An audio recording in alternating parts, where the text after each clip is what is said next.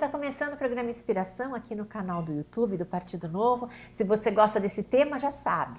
Curta, compartilhe, comente, se inscreva no canal. Toda semana a gente traz um empreendedor, um empresário novo para te contar a história de como foi a trajetória dele e como ele contribui para o desenvolvimento da nossa região. Afinal, são essas pessoas que mudam a nossa história. Aqueles que acreditam no sonho, acreditam na sua vocação e plantam, trabalham, criam. Hoje quem está aqui do meu lado para ser entrevistado é o Caetano de Santos. Isso. Ele é dentista, tem um consultório há muitos anos, mas se dedicou muito à atividade beneficente, de maneira espírita.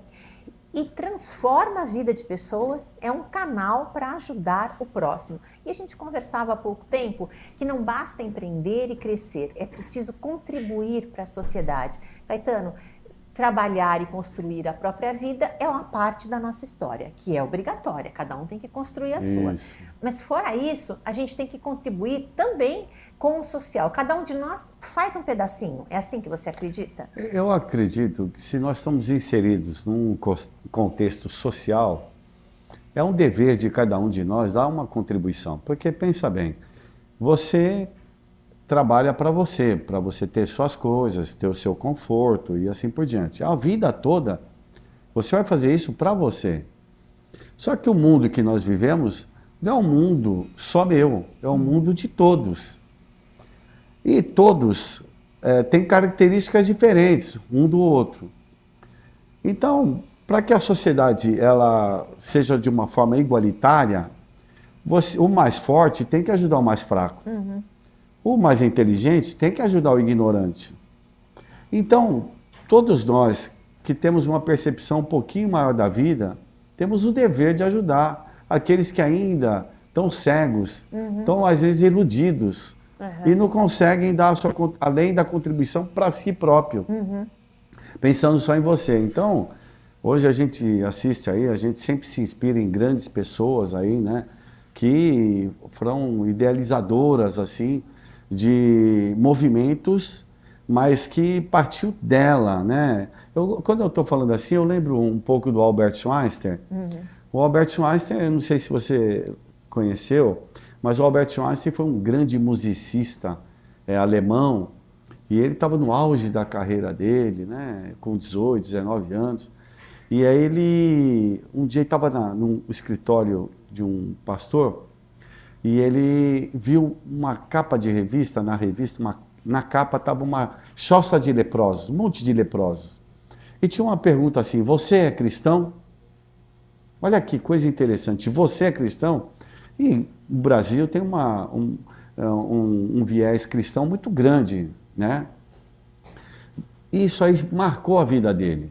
Porque a partir daí, ele foi estudar medicina, foi fazer mais 2 anos de medicina tropical na França e foi para o Congo belga, lá na África, cuidar de leprosos. Passou 50 anos cuidando de leprosos. Nossa. Todo ano ele ia para a Europa, fazia o seu concerto na Europa, nos Estados Unidos, arrecadava dinheiro e voltava para manutenção, construção do hospital, de escola, para as crianças ali mais desamparadas.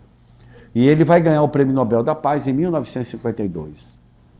Então, assim, ele saiu do conforto que ele tinha, que ele podia se tornar esse músico célebre, que é considerado o maior intérprete de Johann Sebastian Bach, e ele podia ficar na dele, ganhando as glórias, né? Mas não, ele resolveu, foi tocado, sensibilizado, e foi tocado aí para um lugar pobre, miserável, onde tinha muita doença. Então, eu gosto de me inspirar nessas pessoas, eu gosto muito de biografias, e eu também tenho minha biografia de vida, onde meu bisavô também começou um trabalho social lá atrás. Porque a sua instituição é espírita. É uma instituição, é o Centro Espírita de Caridade Luiz Monteiro de Barros. E que ajuda pessoas... Está ali no mercado municipal. Ali no mercado municipal, nós atendemos todos ali. Então, ali naquela região. Então, desde o cara que está em situação de rua, ou os moradores de cortiços, que ali tem muito cortiço. Mas a gente tem um trabalho que é assim, que é a menina dos olhos, que são as crianças, Então, antigamente, eu não entendia, eu via criança na rua, 10 horas da noite, eu não entendia porque as crianças ficavam na rua, achava ruim, isso, aquilo. Aí eu fui entender que elas, imagine um calor, elas moram num quarto que não tem janela, é um porão, e mora 8 pessoas. 8 pessoas nesse quarto. E para essas 8 pessoas e mais tantos quartos, são umas 80, 70 pessoas, tem um único banheiro, que eles chamam de banheiro, né? Mas ali é irrespirável. Então aí nós passamos a atender essas crianças, a gente atende de tarde, passamos a atender à noite. E aí foi uma loucura, porque choveu de criança. E aí nós passamos a chamar os responsáveis, os pais, ou responsáveis. Mas à noite até que horas? À noite vai até 8, depende. É assim. Tem atividade, isso as atividades, tem dia, por exemplo, aula de violão, a gente vai até 9h30. 9h30. Acho que é umas 9h30. Mas nós temos aula de piano, aula de balé, aula reforço escolar, computação, artes. A gente tem muita questão de arte. Nós temos 50 professores à noite lá. Nossa, tudo isso? Porque a quantidade de crianças, são 150 crianças que frequentam o local. Que frequentam o local. E nós temos também aula aos domingos. Domingo à tarde, das 2h30 às 5h, nós temos aula de teatro, de música, de coral. E aí nós conseguimos trazer aí os pais, os responsáveis, né? Então, assim, a gente vê a mudança de forma significativa. Porque passa uma transformação das mães. Porque aí elas vão fazer aula de artesanato, vão fazer aula de... Agora a gente está sem aula de culinária. Mas aí tem a instrução com psicólogo, com médico, às vezes ginecologista, e recebe uma série de orientações. Vocês trabalham com a família, então, não é só com as crianças? Não, aí a família. Tá, aí você tem todo aí um trabalho voltado para também ajudar em casa, com cestas básicas, com roupa, com enxoval. Enxoval também é uma coisa muito legal lá, que a gente atende as gestantes lá, né? Então, assim... São pessoas que moram em Cortiço, a maioria? Todos eles. Todos eles. Porque a gente que está fora disso não tem ideia do que seja exatamente. O Cortiço é uma coisa... que é um lugar difícil, pequeno, apertado, insalubre, mas a maioria de nós não viu, não convive com isso. É uma situação... as pessoas acham que tem que ir lá para a África para ver problemas. Não. E a gente tem aqui crianças, por exemplo, assédio sexual, violência sexual infantil, ali do lado. Isso é um negócio terrível. Aqui mesmo. Tão perto da gente, uma sociedade desenvolvida, uma cidade perto de São Paulo, é inadmissível. Então, assim, eu vejo assim, a Prefeitura de Santos até tem lá um trabalho muito bom voltado para as pessoas. Mas nós temos o problema do morador em situação de rua, que também é um outro problema que a cidade vem enfrentando e que nós também enfrentamos lá. Porque nós atendemos o morador em situação de rua desde o início. É outra situação delicada, né, Caetano? Muito morador de rua, mais de 90% é vício, é droga e bebida. 80% aí tem problema com drogas, né? O álcool é o que prevalece. São pessoas que precisam de tratamento. E que não conseguem sair de lá. Não, eu sou a favor da internação compulsória. Sou a favor da internação compulsória porque... Ele não tem condição mais de escolher, a pessoa às vezes não tem condição. Eu vou ter uma porcentagem que quer viver à custa do Estado. Tem as pessoas que ainda não acordaram para a vida. Né? Querem que alguém dê. Que vai ser o trabalho da sociedade, do Estado mesmo. Que vai ter que arcar com esse prejuízo aí. Mas o restante, eu vejo assim, a gente tem que fazer de uma forma que essa pessoa saia da rua e não ela se mantenha na rua. Eu não posso me conformar de ver uma pessoa morando na rua. E achar que isso aí eu tenho que tirar, eu não posso ter programas para mantê-la na rua, eu tenho que ter programas para tirá-la da rua. Agora, ela não... mas a pessoa não quer... Mas assim, a rua, ela pertence à cidade, é dos cidadãos. A sua casa, ela pertence a você. Então, a sua casa você manda. Na rua, você tem todos. diretrizes aí que organizam isso. Então, eu vejo assim, o poder público, ele tem condições de fazer com que essa pessoa saia da rua. Hoje, cria-se leis, faz-se leis para poder agilizar esse aspecto, porque nós não podemos mais aceitar dessa forma uma pessoa estar morando na rua. Tem uma parte ideológica disso, Caetano. É. São pessoas que acham que tudo tem que ficar do jeito que está. Há um grupo de pessoas, inclusive teve uma lei para ser aprovada agora e adiaram, que é justamente para não manter as pessoas na rua, para tirar as pessoas da rua. Isso. Mas tem um grupo de pessoas, e tem a ver com ideologia, que acha que o morador de rua tem que ter liberdade total para ficar aonde ele quer e que, inclusive, a estética e a arquitetura tem que ser compatível com isso, como se fosse natural uma pessoa puxar um barraco ali numa estrutura essa qualquer. pessoa que pensa assim, ela está colaborando para aquela pessoa ficar na rua. Ela é uma colaboradora para ela ficar na rua. Para manter aquele ser Essa ali, pessoa daquele tinha jeito. que pensar assim, se fosse um filho meu, Eu queria que ficasse assim. eu queria manter ele desse jeito? Não, eu ia fazer de tudo para tirar. Então, nós podemos recorrer ao psicólogo da vida, que é Jesus, e ver como é que agiria Jesus diante dessa situação. Então, eu convidaria essas pessoas a ser mais fraterna. O ser fraterno não é manter ele na rua, é tirar ele da rua. Às vezes eu tenho um filho rebelde, e com o filho rebelde eu sou um pouco mais duro. Mas o Estado não pode ser duro. Então, como é que vai ser? Você tem que me explicar, porque não tem mais como... Isso não é só aqui em Santos, não. É no mundo todo. É no mundo todo. Você vai para Los Angeles, você tem 117 mil moradores em situação de rua. É uma coisa caótica. Está complicadíssima. Né? Então, assim, ou a gente toma seja um pouco mais enérgico, né, com essa situação e ajude efetivamente as pessoas, porque você tem que ajudar a pessoa. Né? Então, porque também é fácil passar lá, porque o nosso coração se comove, e entregar alguma coisa. Ai, coitadinho, dei um café com leite, dei um pãozinho na chapa, e vai embora com o coração aquecido, mas não está ajudando, está mantendo a pessoa lá. Viu, Letícia, eu estou falando isso porque eu faço isso, nós estamos nesse projeto há 25 anos. Eu já pensei dessa forma, mas eu vi o mal que eu estava causando para a pessoa, o mal que eu estava causando.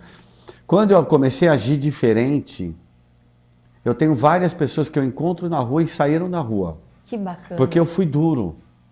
Às vezes eu falava, o meu sonho, às vezes eu estava numa plateia lá de 70 moradores de rua, 100 moradores de rua. O meu sonho, a minha vontade, eu falava para eles, é chegar daqui no domingo, que eu ia vê-los no domingo, e não tem ninguém aqui. O meu sonho era esse. Não tem ninguém. E aí eu vou falar o que é ser o covarde e o corajoso. O corajoso é aquele que enfrenta os perigos, os desafios da vida. Aquele que acorda cedo, aquele que vai trabalhar, aquele que se esforça para debelar os seus vícios, aquele que cuida da família, paga o seu aluguel. Esse é o corajoso.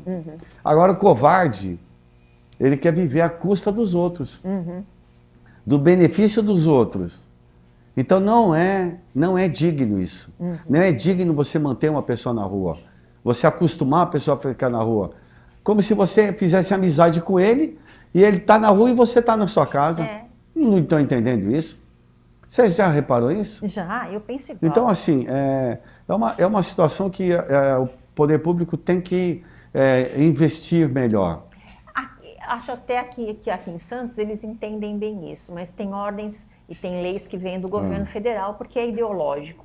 Então eles querem que não mexam com as pessoas, tem leis que asseguram que a pessoa fique onde ela quiser, e aí cada cidade vai mantendo, vai fazendo o que pode, mas eles não podem ir além, porque tem ordem federal, inclusive do Supremo, que é uma questão ideológica. Aqui em Santos, assim, eu venho reparando nesses últimos anos, tem tido um trabalho... Um aumento, mas assim, o trabalho que a prefeitura tem feito, ela oferece tanta coisa, e oferece muita coisa. Tudo para a pessoa sair. Para sair. Então aí a gente precisa ver, porque às vezes não é nem a questão da prefeitura, mas sim as pessoas que estão em volta. Eu falo para as pessoas, vamos se organizar, De vez em você ficar dando na rua, o outro dá na rua, vamos se organizar, centraliza para poder organizar essa bagunça. Isso, em instituições por bairros, de repente. Então, isso, é exatamente isso. Eu acho isso muito mais lúcido, realmente, do que cada um sair dando comida para cá e para lá, distribuindo dinheiro. É uma maneira de acalmar a sua culpa, a sensação ruim que dá de ver alguém ali jogado, dormindo no chão sujo, com trapos. Não acho que dá para achar isso normal. Não, a gente está com uma visão deturpada. Também acho. A gente está achando que está ajudando e não está. Nós estamos mantendo a pessoa na rua. Você está colaborando para manter o cara na rua. Isso é extremamente desagradável às leis divinas. Ô Caetano, quantas crianças, é um trabalho importantíssimo, porque é na infância que as crianças marcam boa parte da sua trajetória, a partir do que elas vivem e sentem na infância. Protegê-las desses lugares insalubres e onde há, muitas vezes, importúnio sexual para a criança, é um negócio terrível. O que nós poderíamos fazer para diminuir esse tipo de problema? Colocar as famílias num lugar mais seguro, talvez um tipo de moradia ou de habitação onde elas tivessem uma convivência melhor? Ah, sem dúvida. Porque muita gente no mesmo lugar... Ali, assim, é horrível. As pessoas... Lá a gente dava banho, até antes da pandemia, tinha banho, porque onde a gente atendia os moradores em situação de rua era um porão. E a gente colocava 50 pessoas, tomava café, assistia palestra, tomava passe, ganhava roupa, e assim, sapato, e assim por diante. E o que eu percebi, assim, essas pessoas elas precisam ser muito mais acolhidas do que qualquer outra coisa. Ser acolhida mesmo, né?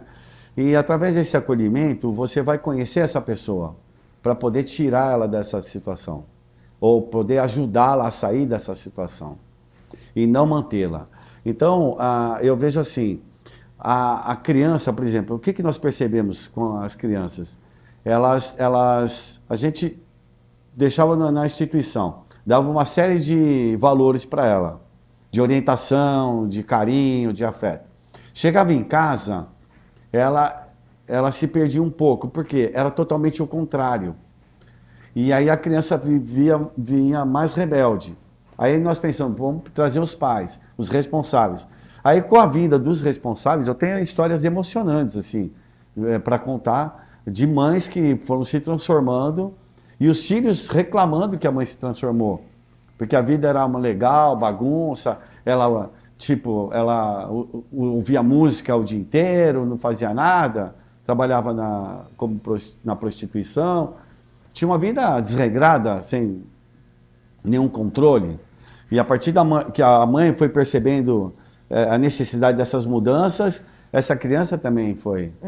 E aí a criança vai se aproximar mais da mãe também. Então eu vejo assim, como é que você pode... Esses cortiços tinham que acabar. Tinha que acabar isso aí. Há tanta gente querendo ajudar? Porque tem muita gente que quer ajudar. Tem Será assim, que não é uma questão de juntar e pensar uma maneira de porque se você pensar bem, ali na região que nós estamos, são poucos cortiços. São poucos mesmo. Ali uma meia dúzia de empresário resolve aquilo facinho. Agora, precisa, acho que, um acompanhamento, né, Primeira coisa é colocar num lugar salubre, famílias separadas. Isso, digno. E criar regras para a convivência, primeira coisa. Isso. E também essa parte de ajuda psicológica, de saúde, educação, para inserir essa família numa condição. Aí você falou da criança, aí eu esqueci aqui, nós também temos uma instituição de idosos, a República dos Idosos, Dr. Roberto Brolio, que é homenagem a um médico lá de São Paulo. E lá onde a gente tem uma república que a gente atende os idosos que têm ainda autonomia, né? Então, porque assim, se eu melhorar essa criança aqui, deixar ela bem instruída, bem formada, lógico, eu tenho que ter professor bem formado, bem pago, tudo isso, né? Mas essa primeira infância, ela é de suma importância. Mas muito importante. Se você fizer essa primeira infância muito importante, essa criança tem condições de deslanchar. E de sair daquele meio. E de sair daquele ambiente. Então, assim, o equívoco que eu vejo é assim, não adianta eu construir uma faculdade Com a educação Se o cara não teve formação até aqui, aí eu vou querer fala que ele vai ter um bom emprego. Assim, eu acho a gente tem que começar a pensar nisso, né? Tem alguma coisa errada. Tem. Se eu não der uma formação muito digna na primeira infância, não adianta o restante. É a base, a base. É a base, claro. Assim, eu não sei os educadores do Brasil o que estão pensando, né? Às vezes, aí entra no vitimismo, que você falou, né? Deixa eu compensar lá, fulano, Beltrano, que eu não dei nada, e aí eu vou compensar ali. Vamos dar um futuro diferente, e não vai mudar o futuro. Você quer dar futuro diferente, dê agora, para aqueles que estão iniciando, porque o que estiver iniciando agora, essas crianças, elas vão, a chance de não se tornar um morador em situação de rua, se não se tornar uma pessoa violenta, isso é muito grande. Assim, a carência dessas crianças, ela é imensa, não é pouca não, é imensa. E tanta gente querendo ajudar, em vez de sair distribuindo coisas na rua indiscriminadamente, ou dinheiro, que é muito pior, procure as instituições e os grupos que estão ajudando, inclusive ligados ao Estado, que é a Prefeitura. Isso. Tem muita gente que está pronta para ajudar, só direcione o dinheiro para o lugar certo. Às vezes ajuda uma família a mudar, uma família que você direcione. Em vez de distribuir dinheiro, ali aquele pai, aquela mãe com criança consegue ter uma vida diferenciada. Falta, eu acho que é unir esforços. Falta organizar isso aí. Tem que organizar essa situação. Tem muita gente querendo ajudar, Caetano. Tem muito. Vendo gente que quer ajudar, que se comove, só que eu acho que estão fazendo do jeito errado. O fato de entregar comida na rua e distribuir dinheiro não funciona. Dá aquela pena na hora, mas tem gente precisando de ajuda neste momento e de uma ajuda direcionada que realmente mude a vida da pessoa, né? Então, quando às vezes eu falava, dava uma bronca assim, falava bem sério com eles, ninguém dava um pio. Ninguém falava nada assim. Lógico que eu estava falando aquilo do meu coração. Eles sabiam que era verdade, porque eu fiz esse trabalho aí a vida toda de manhã cedo. Então, imagine todos os dias. Então, eu conhecia todo mundo ali. Então, quando eles veem que você tem cumplicidade... É de verdade. É de verdade, é diferente do que a outra pessoa que está ali, vez ou outra, realizando um trabalho. Então, assim, quando eu falava, quando eu vejo hoje pessoas que vêm, eu nem lembro, e vêm me cumprimentar, vêm me abraçar, me beijam, assim. Porque, na realidade, não é o Caetano, mas é o que o Caetano ofereceu. Você vê as pessoas mudarem de vida. Você viu? Vejo. Viu muita gente sair ali daquela situação horrível e ter uma vida mais equilibrada. Eu vejo. O Fábio é um menino que me chamou muita atenção, usuário de crack. Ele resolveu parar de usar crack e tomou café da manhã com a gente há alguns anos. Quando ele resolveu parar, ele ia no meu consultório todo mês me entregar a poupança dele. Ele guardava R$2.000 por mês, você acredita? Nossa, eu falei, Fábio, o que você isso? faz? Ele arrecadava vendendo papelão e ferro R$2.800 naquela época. Faz uns... Isso é bastante. Aí ele morava de favor, aí ele gastava com comida, isso aqui, começou a ter uma vida digna, comprou moto, comprou notebook, foi comprando, até ele ter a casinha dele. Nossa, você acompanhou tudo? Eu acompanhei o Fábio. Ele era craqueiro mesmo. Não foi internado, não foi nada. Ele resolveu. Ele resolveu. Por isso que, às vezes, as pessoas falam assim, quando a gente quer, você consegue. Mas precisa querer. Às vezes finge que quer, né? Mas quando quer, a gente consegue. É como se fosse uma postura de pai com filho, o Estado e as pessoas.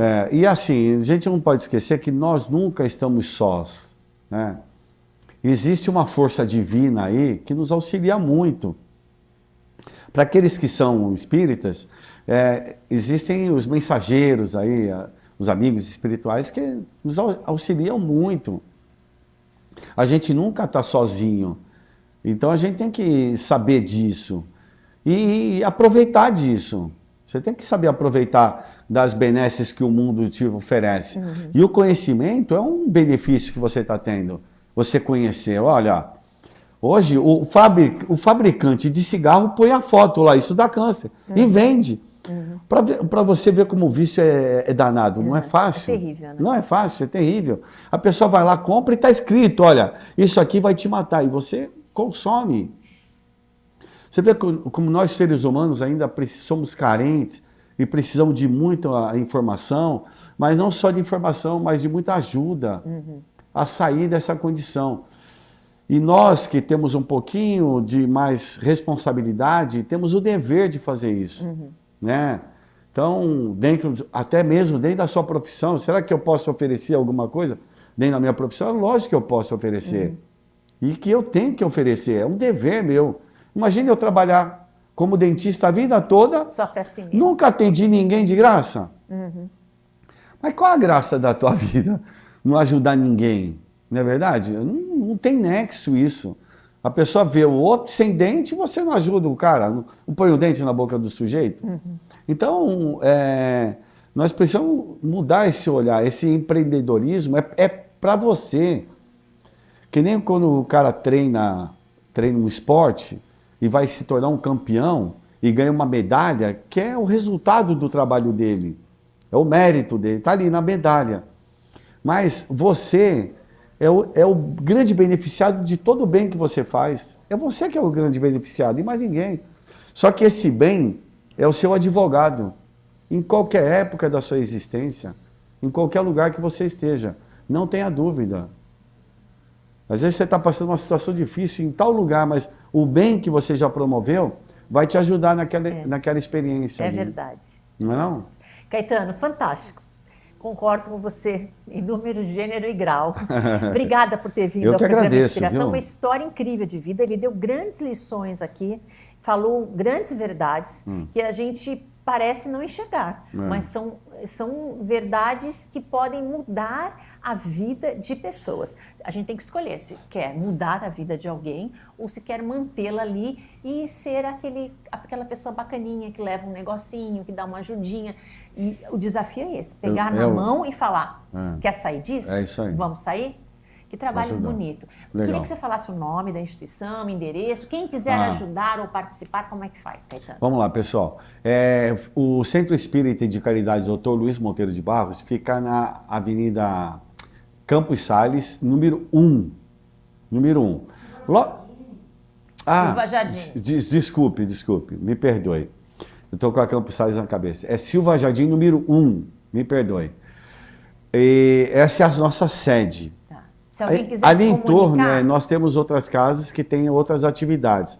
O telefone lá é 3223-5635. 3223-5635. Aí você liga lá, vai falar com o João é um funcionário lá, nosso amigo, e ele vai te dar toda a orientação. Assim, quando você fizer caridade, ajudar alguém ou uma instituição, vá até a instituição e veja o trabalho que eles estão fazendo. Veja se é sério, se é honesto, se é correto, se você está investindo o teu dinheiro certo. E se você puder, participe. Dê 1 hora por semana, não é nada, 1 hora. Né? Faz uma diferença enorme. É o que eu te falo, tem muita gente que quer ajudar. Tem muita gente precisando de ajuda. O que falta é organizar e não achar que é normal a vida que eles estão levando. Não é normal viver na rua largado, sujo. Não é normal os cortiços que a gente observa, que a gente ouve falar de lá. Se a gente achar que isso é normal e deixa as pessoas viverem, a gente não ajuda. Para ajudar concentrar esforços para que essas pessoas mudem a realidade delas, né? Obrigada por ter vindo, Eu que agradeço, viu? Obrigado a você. Tudo que você Parabéns aí pelo programa. Obrigada. Se você gosta do tema, aqui a gente mostra a vida de empreendedores e pessoas que usam o seu talento, a sua vocação para transformar a região em que vivem, no nosso caso, Santos. Curta, comente, compartilhe, fale com os amigos, se inscreva no canal e lembre-se que toda semana tem uma entrevista nova. Até a próxima. Obrigada. Tchau.